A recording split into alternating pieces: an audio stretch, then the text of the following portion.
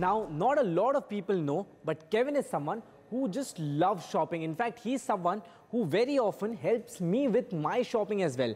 So I want to ask you this question, Kevin. What have you gifted yourself this Christmas? Well, that's right, Yash. In fact, some people might say I have a problem because I spend way more money than I should on video games, which is what I've gifted myself for Christmas as well. But that pales in comparison to American retail giant Walmart, who came shopping to India and netted the largest e-commerce deal in the world. Of course, Indian e-commerce's poster boy Flipkart took center stage and started off Walmart's first chapter of e-commerce growth in India. CNBC TV 18's Priya Sheth reports on how this will intensify the battle between Chinese giant Alibaba and American giants Walmart and Amazon.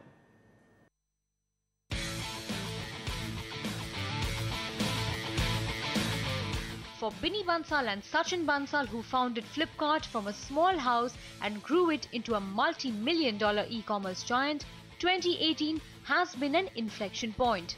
American retail giant Walmart came calling and liked what it saw and picked up a 77% stake in the apparels to books marketplace for a whopping $16 billion.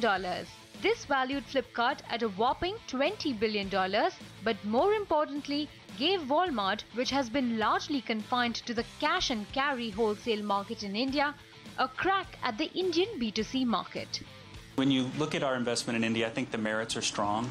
I think Walmart can add value to Indian society. As you know, we've been there for a long time and I've invested time there. And I really do feel like whether it's the food supply chain, supporting Flipkart can make an even bigger difference in the country. And I think the government will see it that way. Throughout the negotiation stage, or the portion of the stage that found its way to the public domain at least, small traders across the country came out in protest. But in August, the deal got the blessings of the Competition Commission and it went through. Sachin Bansal walked away from the company after the deal, leaving co-founder Binny Bansal in charge of the Indian operations. And despite fears that Walmart would dictate terms, Bansal insisted nothing had changed at Flipkart, not in operations. So the good news is there is no integration plan, and I mean there was no integration plan. That was the part of the plan, was to not have an integration plan. So we continue to be board run. We have a few people from Walmart on the board. So from a market-facing, consumer-facing standpoint, nothing changes at all from an business operating standpoint. So mostly from a compliance and governance perspective, obviously, we need to make sure we comply with all the policies that Walmart globally has. And not in aspirations. It is to do more of the same, to be a global technology powerhouse out of India, the likes of Tencent and Alibaba in China and other companies in the US. So I think that remains the aspiration, with hundreds of millions of people using our services, whether across e-commerce or payments, fintech, and other things we do in the future. Of course, Walmart's acquisition meant Amazon, which had been courting Flipkart to increase its presence in the Indian e-commerce market and keep global rival Walmart at bay in one fell swoop, has had to rework its India strategy and ostensibly eye a stronger presence in the offline retail space. In this, Amazon is banking on the stakes that it has picked up in department store chain Shoppers Stop as well as Aditya Birla Group's retail chain More. Amazon is also in talks with Kishore Biyani's Future Retail for a sub 10% stake. Expectations are that this deal could be closed in early 2019. But this means that the e-commerce game is going to be played by a new set of rules, especially as the other big threat, that's China's Alibaba, which has a presence in the online retail as well as the digital payment space, raises the stakes. In Mumbai, Priya Sheth. Now is the segment where we take you through some of the faces that made headlines in the year gone by in our Newsmakers segment. We are discharging our debt to the nation. Justice Gogoi's words made headlines at the start of 2018 but resonated in the apex court through the year and earned him the title of a rebel judge. Now CNBC TV 18's Ashmit Kumar takes us through the turbulent year 2018 has been for Justice Gogoi as well as the Indian judicial system.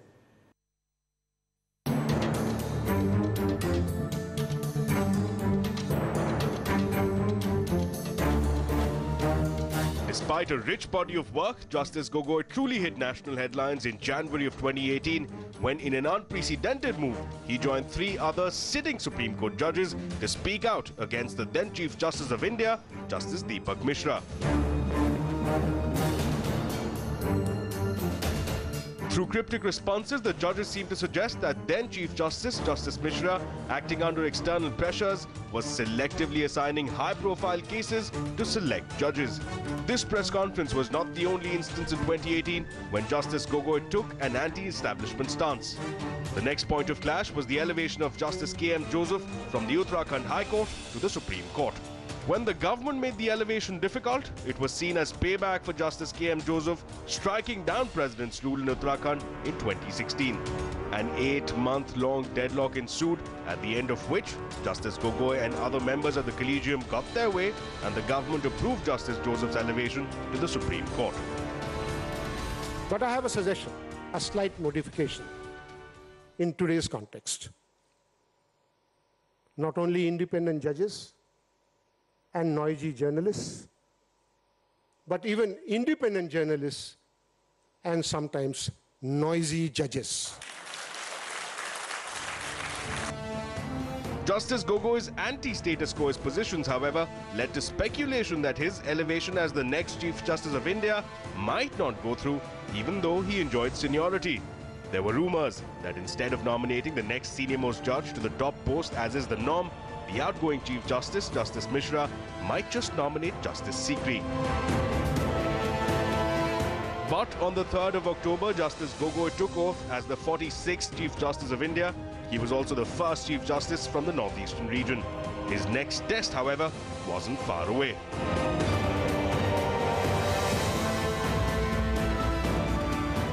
The government's decision to buy 36 Rafale fighter aircrafts attracted 4 public interest litigations, and the battleground was Justice Gogoi's courtroom.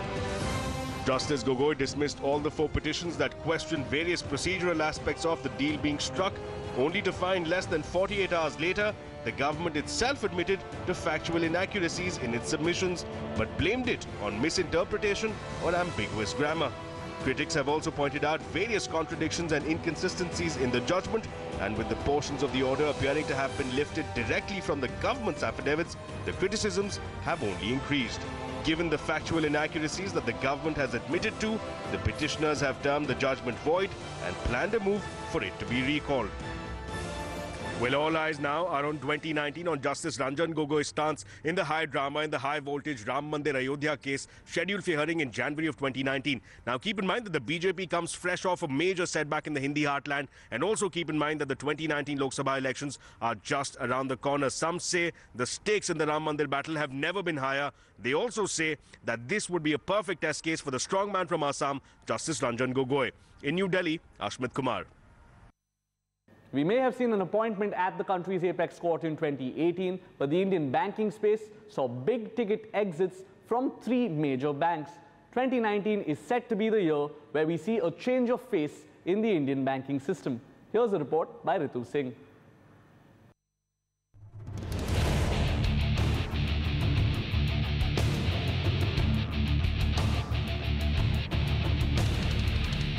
There is a crisis of leadership emerging at India's top privately held banks, with the chief executives of 3 large banks being forced to exit prematurely. While Chanda Kochhar resigned from the post of MD and CEO of ICICI Bank in October, Shikha Sharma is leaving Axis Bank in December, and Rana Kapoor will be leaving Yes Bank by the end of January next year. The most recent casualty has been Rana Kapoor, the co-founder and CEO of India's 4th largest private sector lender, Yes Bank. Sources with knowledge of the matter told CNBC TV 18 that Kapoor was forced to exit the bank he co-founded because of RBI's concerns over governance, accounting practices and underreporting of bad loans.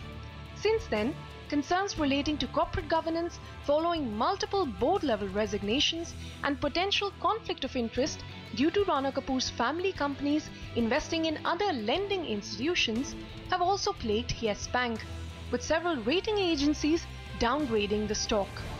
Kapoor's successor is due to be named very soon.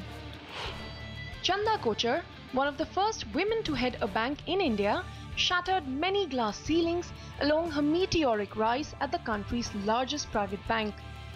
56-year-old Kochhar, who rose to occupy the corner office at ICICI Bank in 2009, led the bank for almost a decade before allegations of conflict of interest, lack of disclosures, and quid pro quo while dealing with loans to Videocon Group consumed her otherwise spotless career. In the face of these allegations, Kochhar chose to quit from the bank in October. The bank has already named Sandeep Bakshi, a long-time veteran of the ICICI Group, as its Chief Executive Officer for a period of 3 years. Another ICICI Bank prodigy, Shikha Sharma, will be leaving Axis Bank by the end of this year. Sharma paid the price of aggressive growth strategy that she adopted during her tenure and faced the worst when the infrastructure lending boom cycle turned. The bank was left with a large pile of bad loans, much like its peers. But just like Yes Bank, it also reported a large divergence, raising questions on underreporting. To add to the pressure, the bank came under fire during demonetization for allegations of money laundering activities through some of its branches. The bank has now appointed HDFC Life's Amitabh Chaudhary to succeed Sharma when her term ends. The message is loud and clear. The regulator has decided to get tough, and the cleanup at the Indian banks will continue even with casualties along the way. Now, with the face of the Indian banking changing, the new leadership will have to operate in an equally tough, if not tougher, environment. In Mumbai, Ritu Singh. Well, what a roller coaster ride year 2018 has been, and with that, it's also time to wrap up this special edition of Rewind 2018. Here's wishing all our viewers a very happy, healthy and prosperous 2019.